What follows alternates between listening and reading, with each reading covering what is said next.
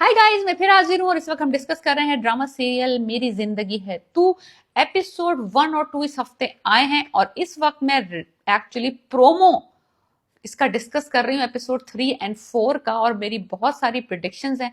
अगर तो आपको ये गलत फहमी हो गई है इस दो एपिसोड्स को देख के कि ये कोई बहुत स्वीट लव स्टोरी चलने वाली है एक रिच बॉय की और एक लड़की की, इस तरह का मामला कुछ नहीं है इस ड्रामे में। मैं अभी अभी के अभी बता दूं, मुसद्दिक मलिक जो इस ड्रामे के डायरेक्टर हैं, वो इतनी चीप एज स्टोरी पे कभी भी काम नहीं करेंगे। अभी जो राइट नाउ है ना, ये हनीमून फेस चल रहा है, तितलियों वाला, पत्ते उड़ रहे हैं, हवा चल रही है, स्वीट एंड नाइस वाला कहानी। जब डार्क साइड शुरू होगी इस ड्रामे की, तब पता लग ही जाएगा आपको कि ये इतना सीधा काम है नहीं। कामयाब एक लड़का दिखाया है, रिच, जो प्ले कर रहे हैं बिलाल अब्बास खान, और उसका साथ ये है कि उसकी जिंदगी में कोई चैलेंज नहीं है। जिस लड़की पे हाथ रख दे वो लड़की उसके साथ उस पर मर मिटने को तैयार है, जिस लड़की की तरफ देख ले वो लड़की इस पर मर मिटने को तैयार है। पैसे की कमी नहीं है, अकलौता बेटा है, घर में कोई मसला नहीं है, प्रॉपर्टी में कोई मसला नहीं है, जिंदगी में कोई मसला नहीं है। मसला कहाँ है फिर बंदे को, जब इस तरह इतना हर कोई चीज इतनी इजी मिल रही होती है ना, तो वो समझ, ज्यादा मिल जाए तब डिप्रेशन, कम मिले तब डिप्रेशन। तो ये ज्यादा मिलना वाली बंदा है, अय्याश है, सब कुछ है, समझ लड़की बास किस्म का लड़का है।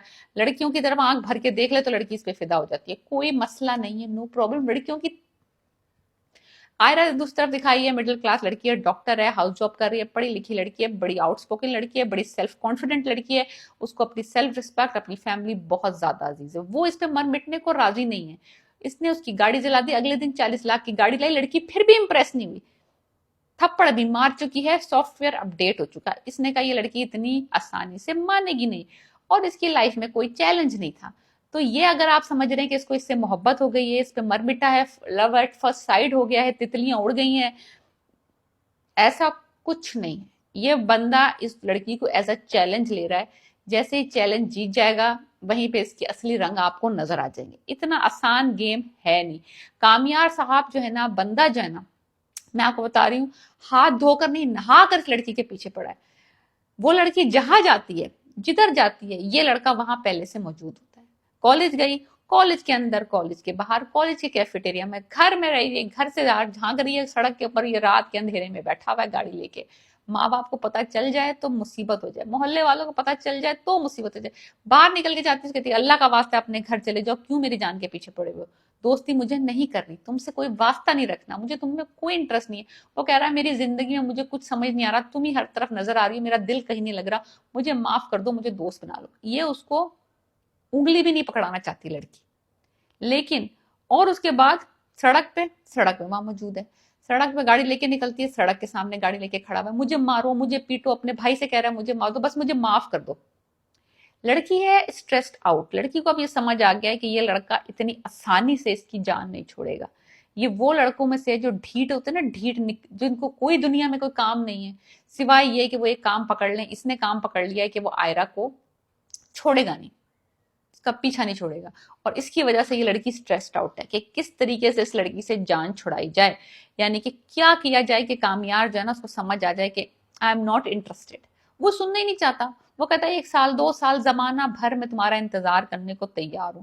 एनीवेज, लड़की स्ट्रेस्ड आउट है, कोई सी चीज पे वो मान नहीं रही, कोई इसका गेस्चर जो ये कर रहा है वो इस पे उससे इंप्रेस नहीं हो रही, अनलेस अंटिल जो आखिरी सीन उन्होंने दिखाया कि इस बंदे ने अपना एक्चुअल एक्सीडेंट करवा लिया है, अच्छा खासा जख्मी हुआ हुआ है और अस्पताल में एडमिट है। लाइक अच्छी खासी कुटास हो चुकी है, इसके पूरा टूटा फूटा पड़ा हुआ है, और उसके बाद कहता है कि बस अब तो मान जाओ।